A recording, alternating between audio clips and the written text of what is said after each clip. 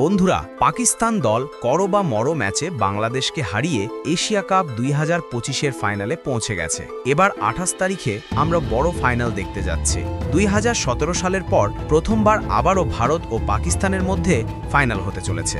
আর এই মহারণের আগে পাকিস্তানের সাবেক তারকারা ভারতকে নিয়ে চমকপ্রদ মন্তব্য করেছেন। কে কি বলেছেন সেই ভিডিও আমরা আপনাদের অবশ্যই দেখাবো, তাই ভিডিওটি শেষ পর্যন্ত দেখবেন। আর যদি আপনিও মনে করেন যে ভারতীয় দল আবারও পাকিস্তানকে তার জায়গা বুঝিয়ে দেবে, তাহলে ভিডিওটিতে অবশ্যই একটি লাইক দিন। বন্ধুরা, আজ এশিয়া কাপ 2025-এর সুপার ফোরের সবচেয়ে বড় ম্যাচ খেলা হয়েছে পাকিস্তান ও বাংলাদেশের মধ্যে, যেখানে হারলেই টুর্নামেন্ট থেকে বিদায়। টস জিতে বাংলাদেশ বোলিং নেয়, আর সেই সিদ্ধান্তেই ম্যাচের রং বদলে যায়। শুরুটা হয় পাকিস্তানের জন্য একেবারেই দুঃস্বপ্নের মতো। প্রথম ওভারেই তাসকিন ফারহানকে ফেরান, এরপর মেহেদী হাসান স্যাম আইয়ুবকে 0 রানে আউট করেন। পাওয়ার প্লেতে 30 রানও তুলতে পারেনি পাকিস্তান, আর একের পর এক উইকেট যেন ভাঙা বাঁধের মতো পড়ছিল। রিশাদ হোসেন দুর্দান্ত বোলিং করে ফখর জামান ও হুসেন তালাতকে আউট করেন। 50 রানও পূর্ণ হওয়ার আগেই পাকিস্তানের অর্ধেক দল সাজঘরে। দলের আশা ছিল অধিনায়ক সালমান আলী আগার ওপর, কিন্তু সেও ব্যর্থ। শেষ দিকে মোহাম্মদ হারিস 31 রান আর নওয়াজ 25 রান করে লড়াইটা কিছুটা এগিয়ে নিয়ে যায়, এবং কোনো মতে 20 ওভারে পাকিস্তান গিয়ে দাঁড়ায় 135 রানে। 136 রানের টার্গেট ছিল বাংলাদেশের সামনে, কিন্তু শুরু থেকেই শাহিন শাহ আফ্রিদি আগুন ঝরানো বোলিং করে ম্যাচের চিত্র পাল্টে দেন। প্রথম ওভারেই ইমন 0 রানে ফেরেন, পরে হারিস রাউফ ও নওয়াজ আঘাত হানেন। পাওয়ার প্লেতে মাত্র 36 রানেই 3 উইকেট হারায় বাংলাদেশ। এরপর নুরুল হাসান ও শামীম কিছুটা আশা জাগান, কিন্তু পাকিস্তানি বোলারদের সামনে টিকতে পারেননি।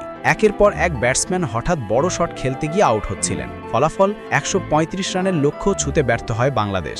সহজ জয় নিয়ে পাকিস্তান নিশ্চিত করে ফাইনালের টিকিট। এখন ফাইনালে ভারত বনাম পাকিস্তান, সবচেয়ে বড় এবং হাড্ডাহাড্ডি লড়াই। আর সেই ফাইনালের আগে পাকিস্তানের কিংবদন্তিরা মন্তব্য করেছেন। শোয়েব আখতার বলেছেন, আজ পাকিস্তান প্রাণ দিয়ে খেলেছে, আমাদের বোলাররা শুরু থেকেই চাপ তৈরি করেছে। শাহিন প্রথম ওভারেই বার্তা দিয়েছে যে আজ ছাড়া হবে না। হারিস রাউফ, নওয়াজ সবাই মিলে দারুণ পারফর্ম করেছে। এখন ফাইনালে ভারতের বিপক্ষে একটাই কথা বলবো, সময় এসেছে বদলা নেওয়ার। ভারত আমাদের দুবার হারিয়েছে, কিন্তু এবার আমরা মানসিকভাবে প্রস্তুত।